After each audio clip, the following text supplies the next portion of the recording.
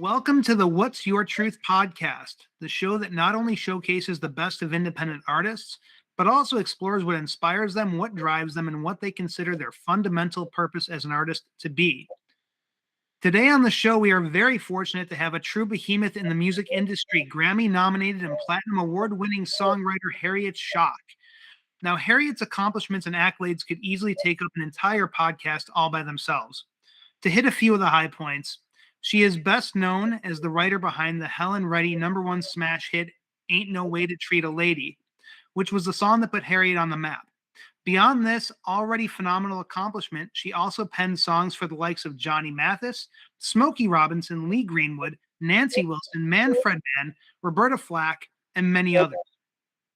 You may have also heard her songwriting talents on several television shows and feature-length films, including PBS series Jakers, The Adventures of Piggly-Winks, which airs in over 30 countries, and The New Adventures of Pippi Longstocking, for which she penned the ever-singable theme song alongside award-winning composer and producer Misha Siegel. As if all of this awesomeness wasn't enough, Harriet is also an incredible performer and recording artist in her own right. Having penned and recorded 7 albums throughout her decades-long career, she's also a regular live performer in her hometown of Los Angeles, and her band was also featured in Henry Jaglam's film Irene in Time, and she also guest starred in Jaglam's film Just 45 Minutes from Broadway. Appropriately, she is also the subject of an up-and-coming documentary titled Hollywood Town, The Harriet Schock Story, directed and produced by Tom Solari and in production as we speak. Aside from all of this, Harriet is also just a total peach of a gal and a wonderful friend, and I'm super excited to have her on the show. Ladies and gentlemen, the incomparable Harriet Schock. Thank you, Johnny. Good heavens. Thank you very much. Good heavens is right, man. It's incredible how much you can do in one career, but man, you're really pushing the envelope. So let's roll into it, shall we? Hey, all right. Amazing. So, Harriet, my first question is, how did you decide that you wanted to become a musician? Well, I'm not sure I ever decided that. But at 4, my father taught me to play the piano by ear. He would just tell me certain chords, and eventually I would say, I know. And so my sister would take piano lessons. I would hear her practicing, and then I'd go play the song by ear. So when it came time for someone to need a piano player, they said, well, I think she can play. And so it started that way, and it just eventuated into songwriting. Wow. Awesome. And then what was the first experience you remember having with music, like at all? Probably in this school. I went to this private girls' school, which was really, unlike many schools today, it really educated you in literature and in every subject possible.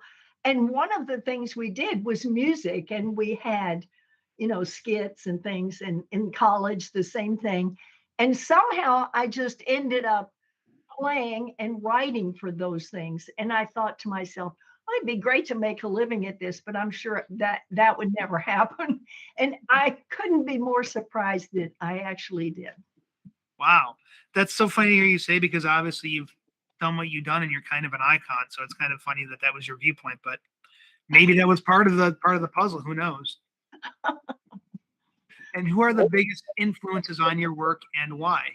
Oh, my heavens. Well, I had notes somewhere I was going to refer to, but quite honestly, most of my influences are either literary or poetry. For instance, I love Rick Bragg. I'm reading his books right now. I find that if I'm reading, my songs get better.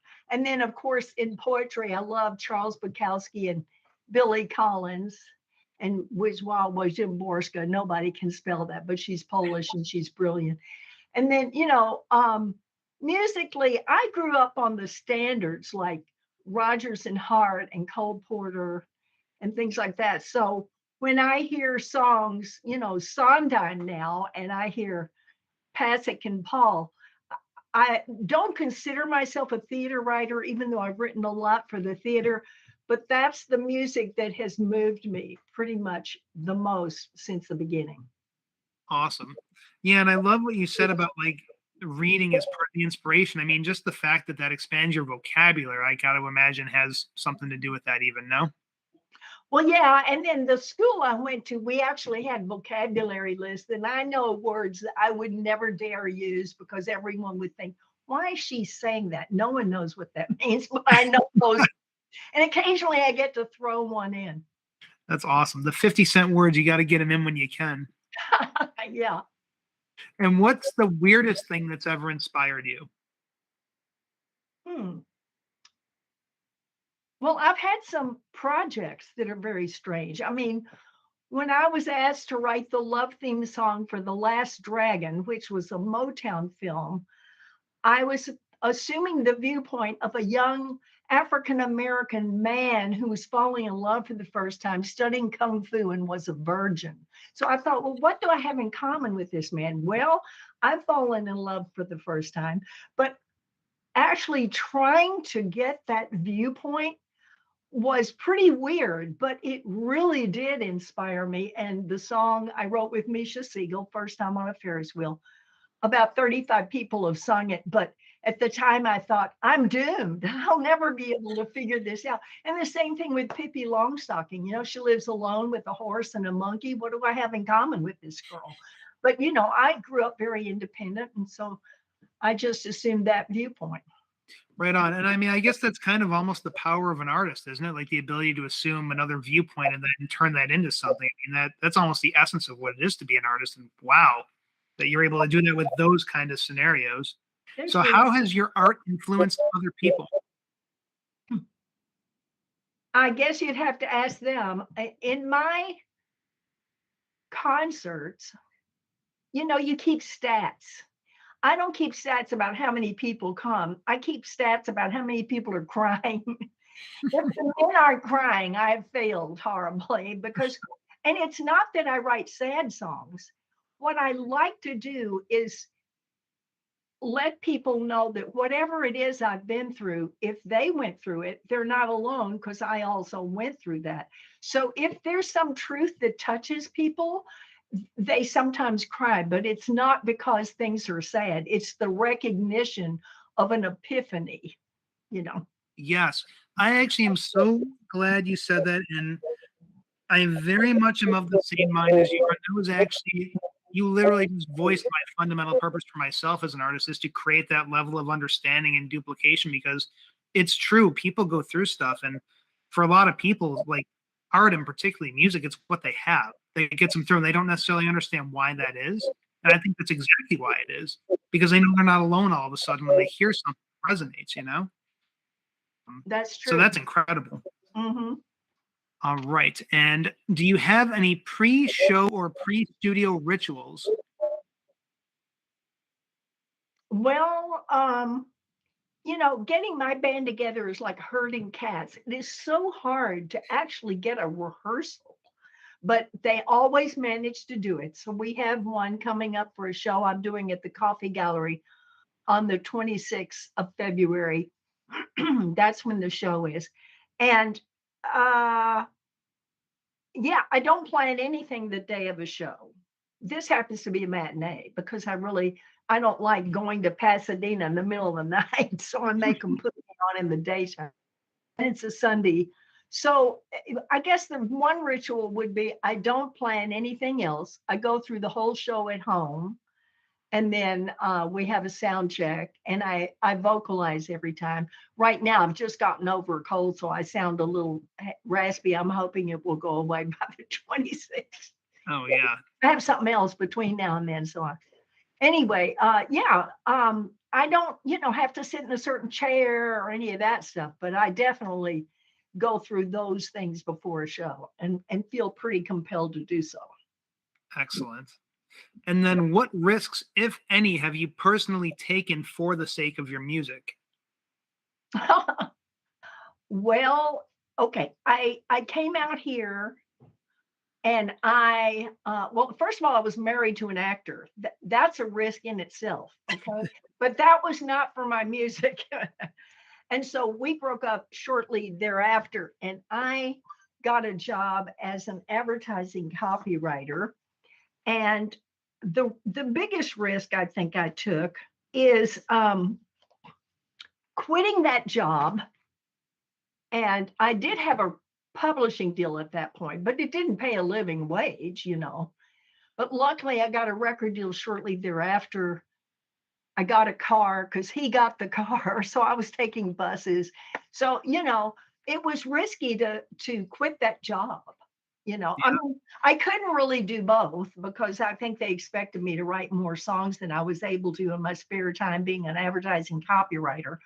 So that was a risk. And moving to Los Angeles, because I'm from Dallas, Hmm. I was, you know, I was married to an actor, so it kind of got me out of town. I don't think I would have been had the gumption to actually leave my family. So things work out for the best, even if it doesn't work out. Yeah, the path is not always a straight path, but whatever path you walk tends to be the one you're supposed to be on, doesn't it? Bless the crooked road. Yeah. That's exactly right. And what's the craziest risk you've ever seen another artist take for their craft? Oh man. Um,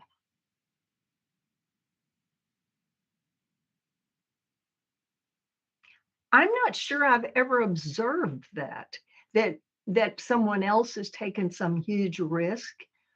Um, in a way, though, I have students who have just moved across the country with no money and no job or anything else. They'll move to Nashville. They're going to be a songwriter. I mean, that to me is crazy beyond belief. But, you know, I admire it. I so admire it.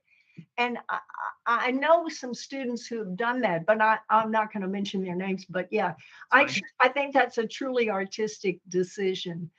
Probably they have more courage than I do. Well, I mean, you did make it from Dallas to LA. That's over 1,000 miles. That's 1,000 miles worth of courage, at least. Thank you. That's good. Yeah, yeah.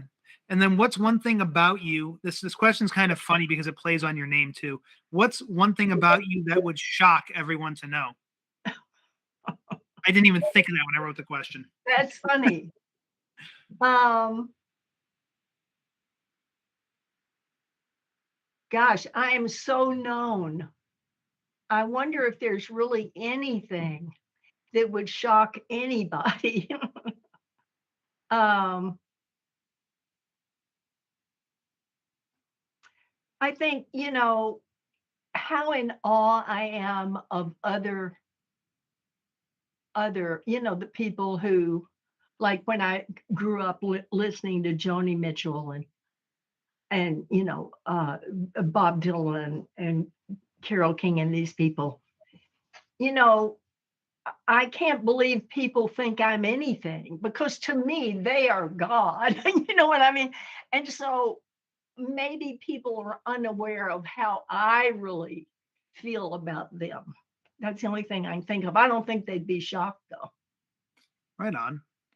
So that's actually a great answer, and I really appreciate that. And that's kind of been the one common thread I've experienced with, frankly, the greatest artists that I know, which you would definitely fall into that category, is that they tend to be very humble that way.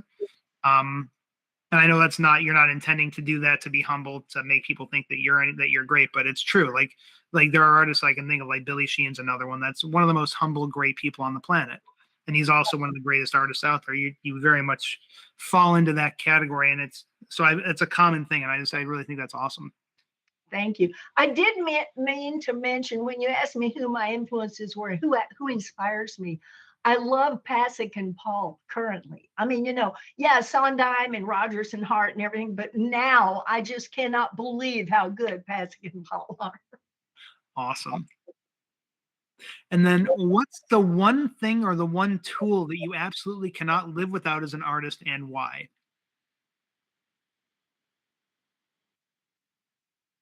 My keyboard. Fair uh, point. you know, ever since I was a child, I will go to a piano. I feel uneasy being in a hotel that I can't get to a piano. You know, it's like I don't play it every single day, but I have to know I can. you know. So yeah, I think my piano, of course, having Master Writer doesn't hurt, that program. Oh my Yes. God, I've written 4 musicals with that thing. But Wow. it's more of a tool. It's not a survival element. My piano is. Yes. And that's a good point of differentiation too. The difference between a tool versus a survival element. And 'cause there's a lot of tools, but I get what you're saying. I love that you put it that way. Mhm. And then what has been the most difficult piece of music for you to create and why? Mm. Where do you get these questions? I had to dig deep for them. Oh God. Um,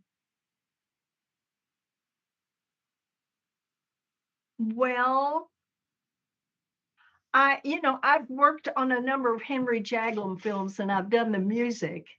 And I'm not really an underscore person, but I've had to do that. So in many ways, that was very difficult for me because I had to look at the picture and make up something. One of the scores was all piano, and one was like a trio and stuff like that. So that to me, I don't see how people do that with car crashes and car chases and stuff like that. I'm not that kind of musician. But if melody is involved and they don't mind that it is a melody that is memorable, that Right. was the hardest thing because Henry would say, wait a minute, that's too memorable. It's got to be background music. And I'm thinking, I don't do that very well, but I Yeah. managed to get it Awesome. unmemorable enough. Awesome. And then this is a fun question. If you were going to write a book about your career up to this point, what would you title it? Oh God, I'm so glad Tom is making this documentary because everybody said I should write a book. I don't remember stuff, Johnny. I go, oh, that thing that happened then, but I don't remember when then is or who was involved. I'm really kind of liking what's happening now, and I don't remember all that. So what would it be called? Oh, my one of my favorite biography titles is oh God, what's his name? We have to look this up right now. He wrote Memoirs of an Amnesiac. Oh, Is that just Jesus. the best title ever?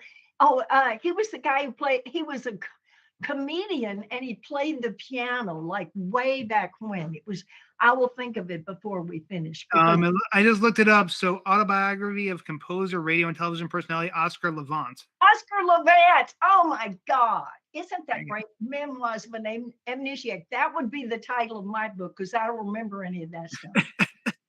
And luckily, Tom is taking care of it because I'll give him old pictures or something because I don't want. It's that it's not that important to me. Some people just love the past. They dwell on it. They know, remember. I have a friend who remembers stuff that when he was with me that I don't remember at all. Oh yeah, Elton John, and he had on this, and I went, I was there. Anyway, That's awesome. But there's a lot to be said too for living in present time, and that's actually again kind of a refreshing viewpoint on that well, for I like sure. to think that's what it is, that I'm living in present time, not that I just can't remember Jack. Yeah, yeah, yeah. And then, what are your plans for world domination? Oh, I'm, I've done a lot of things I'm not qualified for, but I think that's beyond my pay grade. Well, fair point. As far as like things that you have in the hopper, though, like what kind of things? What do you have in store for the world? Well, an interesting thing happened, when you make an independent documentary like Tom Solari is making, he raised money 3 different times. So, Wow. yeah, and we made our goal each time. So they were not, $1 million things. But one of the perks, a perk is something you just offer people so they'll give you money. Yeah. One of the perks was Harriet will write a song for you. And it was 2,500. And I thought, well, no one's going to get that one. And 3 people did. Oh, So wow. the person who did was Harvey Brownstone, who's an amazing interviewer. You should know him. He has an interview show. He was the first gay judge in Canada, and he's in Wikipedia. He's very well known, but now he has a talk show. So he interviewed me, and then he bought that perk, and I wrote his life, not his life story, but a very interesting story about his life, which he told me, and that's how I wrote it. So then he decided he loved this song so much. I got Gary Lynn Floyd, an amazing singer, to sing it because he's a man and it was in the first person. And even though I sang it originally, I wanted a man. And so he interviewed Gary then. And in talking to Gary, he said, you know, you do really well with Harriet songs. You should do a whole album of her. So now, if Gary had not liked that, that would have been a disastrous thing on a live show. But he said, oh, you know, let's do it. So now Gary is making an album called Present Shock, Nice. the songs of Harriet Schock by Gary Lynn Floyd. And I've heard some of it. They haven't finished any of it, but all of the basic tracks are gorgeous. I mean, his voice is so beautiful. And so that's coming out. And then I'm making an album with my cellist, my flute player, my violinist, my bass player, my backup singer, and I'm on keyboards. And that's coming out about the same time. Oh, wow. Hopefully the movie will have a premiere about that time. So it's crazy, but 2023, I have all these little, you know, trout lines that I look at every now and then and think, is it ready yet? Are we there yet? Yeah. Wow, that's a lot happening all in the same year. Goodness. That's exciting. So that's my world domination. That's a hell of a lot of world domination. I love that. And then I have one more question for you. And just to revisit the introduction I gave to this show, you know, this is a show not only about showcasing the best of independent artists, but also exploring what inspires them, what drives them, and what they consider their fundamental purpose as an artist to be. So, Harriet, what's your truth? If someone asks me why I'm doing this, you know, I also teach songwriting, and that's one of my very favorite things in the world to do.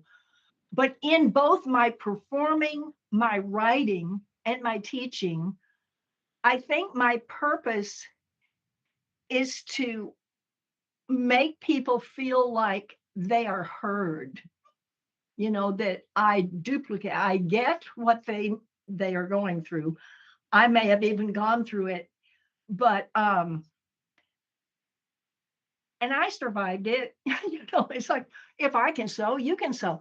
It's not quite like that, but it really sort of is. My purpose, I find people here and I want them to be a little bit higher up. And if what I can do that, then I have been successful. Awesome. That's so beautiful. What a great way to wrap like what you do up in like a nice little bow. That's so perfect. Well, thank you so much for having me here. I'm excited about your new podcast, and I think it's going to be really successful. You certainly asked the difficult and interesting arcane questions. There's one of my words. But Okay. Like I love these questions. I've never been asked anything like this. So this was really nice. wow, well, that's a compliment. Thank you so much. I'm glad, and thank you so much. It's an honor. It's not every day you get to talk to a living legend. It's not hyperbole. It's actually true. See, there's one of my 50-cent words. That's so nice of you to say. I'm just going through my life day by day like everybody else, and that anyone thinks of me that way. You know, who is it who said, Lucille Ball's husband, you know, Desi Arnaz. They said, how do you make it in this industry? He said, live long enough. So apparently I've lived long enough that people are now calling me a legend, but you know, that probably is only for that reason. Hey, but there's a lesson in that too. I mean, persistence has a lot to do with it. So, I Absolutely. mean, even that is it's setting the example of doing that, and with your integrity intact too, which is another point, is that from what I've seen, your integrity has always been fully intact with what you've done, which Thank is you. pretty rare, actually. Well, I've had a lot of help with that. Yeah. So again, thank you. Thank you for being awesome, for being here. And before we do go, I did want to give you 60 seconds. If there's anything else you wanted to plug, anything Harriet Schock. I know we talked a little bit about the movie, but anything else you wanted to plug? 60 seconds. Floor is yours. Oh, okay. Well, I do have a number of shows coming up. I also host a showcase at Celebrity Center called Snap Sunday night at the Pavilion. We have that coming up on the 19th.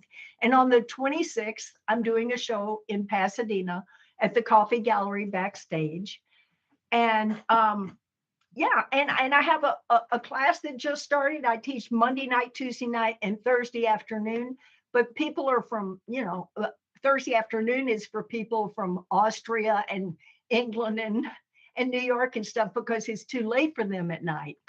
So I guess I'm very fortunate that I love everything I do. So I mentioned pretty much all of it. And I want to thank you not only for having me here, but for everything you do, Johnny, and all of your music and all of your inspiration for others. Oh, wow. Thank you. Wow. That's humbling. I thank you so much. That means you have no idea how much that means to me. Oh, thank you. My gosh. Well, cool. Well, again, Harriet, thank you again for being here. And everyone, this has been the What's Your Truth podcast. We'll see you on the next episode. Later. Yeah, you follow your own rules and you preach them on to me. But you don't think before you act, and you ain't got no business with me. You know, no. But tell me what's your truth? Oh, what's your truth?